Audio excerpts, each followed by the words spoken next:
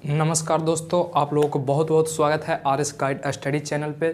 दोस्तों आज बहुत ख़ास ये शो होने वाला है। यदि आप हमारे चैनल पे सबसे पहली बात नए हो तो चैनल को सब्सक्राइब कर लो और बेल आइकन को प्रेस कर लो। दोस्तों आज की जो क्लास होने वाली है आपका पढ़ाई से रिलेटेड क्लास नहीं है। बहुत सारे मैसेजेज और बहुत सारे कमेंट्स आ रहे थे कि किसी भी एग्ज़ाम को क्रैक कैसे किया जाए। मान लिया जाए अभी आपका बोर्ड एग्ज़ाम आने वाला है तो बोर्ड एग्ज़ाम को कैसे क्रैक करें, how to crack board exam. दोस्तों बहुत सारे बॉयज़ एंड गर्ल के माइंड में बहुत सारे नेगेटिविटी बैठा हुआ रहता है कि एग्ज़ाम को लेकर। तो देखिए आज 5 से 10 मिनट का एक वीडियो आपका लाइफ को चेंज कर सकता है। बस शुरू से अंत तक देखते रहिए। बस 5 से 10 मिनट इस वीडियो को शुरू से अंत तक देखिए। हो सकता है आपको भी कुछ लाइफ में करने का ये वीडियो आपका हेल्प कर दे। लाइफ में कुछ अच्छा करने के लिए, एग्ज़ाम में कुछ अच्छा करने के लिए ये वीडियो आपको हेल्प कर दे। दोस्तों एग्ज़ाम का जो सबसे मेन पास करने का मेन मकसद होता है वो 7 तरीक़ा से पास किया जा सकता है। हम आपको बता देते हैं वो 7 तरीक़ा क्या क्या है। हर एक तरीक़ा को हम आपको बताएंगे। यदि आप 7 रूल को फॉलो कर लेते हो तो किसी भी एग्ज़ाम को आप आसानी से क्लियर कर सकते हो।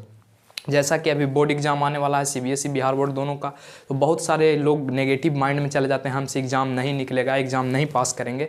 तो इस प्रकार की जो मेंटलिटी है वो हट जाएगा। बशर्ते मैं 7 बात आज आपको बताने वाला हूँ, उस 7 बात को आप फॉलो कीजिए और उस 7 बात बस मात्र 3 महीना फॉलो कीजिए। बस मैं ज़्यादा दिन नहीं बोलता हूँ, मात्र 3 महीना, ओनली 3 मंथ्स। ओके, देखिए सबसे पहला बात पे मैं क्या कहना चाहता हूँ। सबसे पहला बात देखिए, यहाँ पे एग्ज़ाम को 90% एग्ज़ाम में 90% स्कोर कैसे करें, how to score 90% above in examination. तो सबसे पहले हम स्कोर कैसे करेंगे, फालतू ऐप मोबाइल से डिलीट कर दें। पहला बात ये है, यदि आप मोबाइल रखते हो तो आप सबसे पहली बात क्या करो कि जितने भी मोबाइल में फालतू ऐप हैं, एज लाइक नेटफ्लिक्स, आप लोग हॉटस्टार देखते होंगे, फिर म्यूजिक्स वगैरह के जितना भी ऐप होता है उसको रखते हैं। तो जितना भी मोबाइल में आपका फालतू ऐप है, डिज्नी प्लस, हॉटस्टार, नेटफ्लिक्स, इस प्रकार के जितने भी ऐप हैं उस सारे को आप इंस्टॉल मार दो। इंस्टॉल मारने का फ़ायदा ये होगा भाई जी कि आपका जो फोकस होगा सिर्फ एग्ज़ाम पे होगा। मोबाइल में भी 3 मंथ्स आप ऐसे ऐप को रखो जो आपका सिर्फ पढ़ाई से रिलेटेड हो, अदरवाइज उससे हमें कोई मतलब नहीं है। अभी मूवी छोड़ दो, काहे कि ये 3 महीना आपका बचा हुआ है। तो सबसे पहला काम आपको ये करना कि मोबाइल में जितना भी पढ़ाई से रिलेटेड ऐप नहीं है, as like Facebook, Instagram, Netflix, Disney plus, Hotstar, ये जितना भी ऐप है उसको आप अनइंस्टॉल मारो, इसी टाइम मारो, ठीक है। इसको मारने से ये फ़ायदा होगा आपको कि आप डिस्ट्रैक्शन नहीं हो पाओगे, किधर भी नहीं डिस्ट्रैक्शन, आपका माइंड किधर भी नहीं भटकेगा। क्योंकि जब रहता तो हमें मन करता है कि इंस्टाग्राम एक बार खोलें, फेसबुक एक बार खोलें, ऐसा होता है। आपको पास रहेगा ही नहीं तो आप खोलेंगे ही नहीं। तो पहला चीज़ ये आपको सक्सेस करने का एग्जाम में, पहला चीज़ मेरा बात आप मानिए कि फालतू ऐप को आप डिलीट करिए। दूसरा एंड नेक्स्ट पॉइंट क्या है कि स्टडी टाइम टेबल। दोस्तों शास्त्रों में ऐसा लिखा हुआ है कि यदि आप सुबह के 4 बजे से लेकर सुबह के 8 बजे तक पढ़ाई करते हो, कितना बहुत सारे बच्चे कहते हैं, बहुत सारे नेगेटिविटी रहती है, बादाम खा लो, चना खा लो, ये खा लो तो पढ़ने में तेज़ हो जाओगे, जबकि कुछ ऐसा नहीं है। शास्त्र में लिखा गया है कि जो सुबह 4 बजे से लेकर 8 बजे तक का जो समय होता है वो माइंड के लिए फ्रेश, माइंड उस टाइम मेरा फ्रेश रहता है, बहुत फ्रेश रहता है, अच्छी तरीक़ा से काम करता है। जैसे ही 9, 10, 11 बज जाता है, माइंड में अदरवाइज जितना भी बात है वो नेगेटिविटी फिर से वही चीज़ हो जाता है। तो पहला चीज़ आपको क्या करना है कि स्टडी का एक सही टाइम टेबल, और स्टडी का सही टाइम टेबल कब होगा तो सुबह के 4 बजे से सुबह के 8 बजे तक, ठीक है। तो आपको बात समझ में आ गया कि पढ़ना कब है, सुबह से 4 बजे, सुबह के 4 बजे से 8 बजे तक। नेक्स्ट पॉइंट पे बढ़ते हैं। पॉइंट 2 पॉइंट आपको हम बता दिए। पॉइंट नंबर तीसरा पे चलते हैं। कहा पॉइंट नंबर तीसरा क्या बोला है कि जहाँ पढ़ें उस टेबल पर बिखरा हुआ सामान न रहे। जैसे सपोज मेरा पढ़ने का कोई टेबल है, उस पर आप ले जाकर कैलकुलेटर बिक दिए, घड़ी बिक दिए, चार्जर बिक दिए, पेन बिक दिए, वो बिक दिए, सारा सामान ला के जिस पे हम पढ़ते हैं उसी पे बिक दिए। या आप जिस रूम में पढ़ते हो उस रूम में बहुत सारा सामान बिखार दिए, या जो भी स्थान पर आप पढ़ते हैं। तो सबसे पहली बात मेरा यही रहेगा कि जहाँ पर आप पढ़ते हो उसको थोड़ा यार क्लीनियस बनाओ, बहुत अच्छा। जैसे मंदिर में आप कोई बोलेगा कि ले जाके हम पांका बिक, बिकेगा नहीं बिकेगा, क्यों? क्योंकि वो पूजा का स्थान है। उसी प्रकार से जहां हम पढ़ते हैं, जिससे हम शिक्षा ग्रहण सरस्वती माता के जहां पे रखते हैं, वहां पे हम क्यों अचड़ा कचड़ा रखें?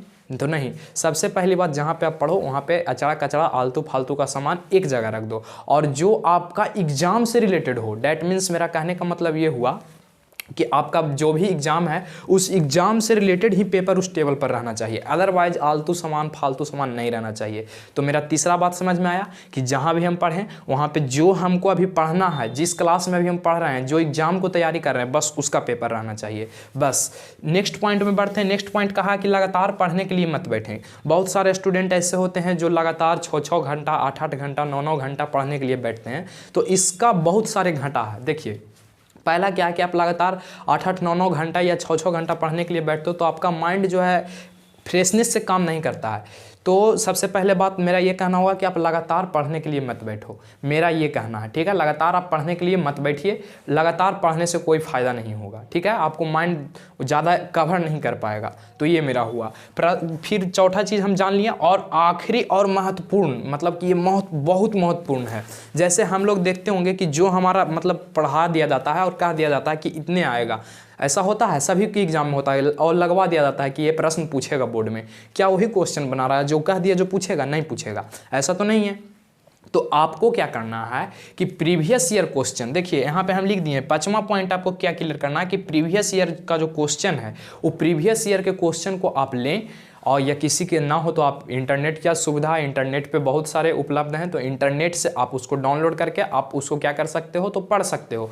उससे आपको एक आइडिया लगेगा कि प्रीवियस ईयर का क्वेश्चन किस प्रकार से पूछा है और किस टाइप से पूछा है, ठीक है। तो पहला बात ये करना है आपको कि प्रीवियस ईयर का क्वेश्चन देखना है कि किस प्रकार से पूछता है, उससे आपको टाइप समझ में आएगा ताकि एग्जाम में आप क्लियर लिख पाओ, ठीक है। नेक्स्ट पॉइंट बढ़िए, रिवीजन भाई जी लाइफ के लिए बहुत ज़रूरी चीज़ है। जिस प्रकार से हम लोग एक लोहा पे पेंट चढ़ाते हैं पेंट चमकने के लिए, उसी प्रकार से हम लोगों के जीवन में रिवीजन बहुत ज़रूरी है चमकने के लिए। देखिए, यदि आप मान लेते हैं कि कोई चीज़ हम पढ़ें, एक बार पढ़ते हैं, जिस टाइम हमको लगता है कि हम बहुत जान गए, बट वही चीज़ आपसे 3 दिन के बाद पूछा जाएगा, आपको याद नहीं रहता है। इसका रीज़न ये है कि आप रिवीजन नहीं करते हो। तो सबसे पहली बात आपको क्या करना होगा कि उस चीज़ को, जो चीज़ आप लिखे हैं, ठीक है, उसको आपको रिवीजन करना होगा। जो टीचर द्वारा लिखाया गया है उसको आपको याद करना है।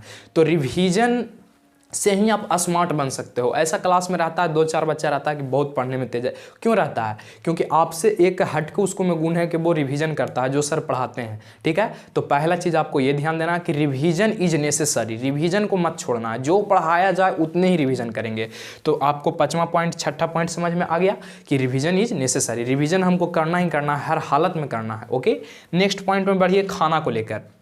बहुत सारे ऐसे बच्चे होते हैं जो मार्केट में खाना खा लेते हैं, जिसके वजह से उनको अनहेल्दी महसूस होने लगता है, तबीयत बिगड़ जाती है। तो हम यही कहेंगे कि आप जो भी खाना खाएं, घर का खाना खाएं और नीट एंड क्लीन खाना खाएं। बाहर के खाने से आपको कुछ नहीं होगा, जहां तक आप अनहेल्दी हो जाइएगा, माइंड फ्रेशनेस नहीं रहेगा, माइंड में बहुत सारे मतलब देखिए जितने फास्ट फूड खाइएगा उतने माइंड बैठल चल जाएगा। तो हमको कहना यही है कि बाहर का जो खाना है उसको स्टॉप करिए, और आप जो घर का खाना है, दाल रोटी ही क्यों ना हो, घर का खाना खाइए, ठीक है। तो ये 7 बातें आपको माइंड में याद रखना है। I repeat again 7 point two successful in your examination, okay.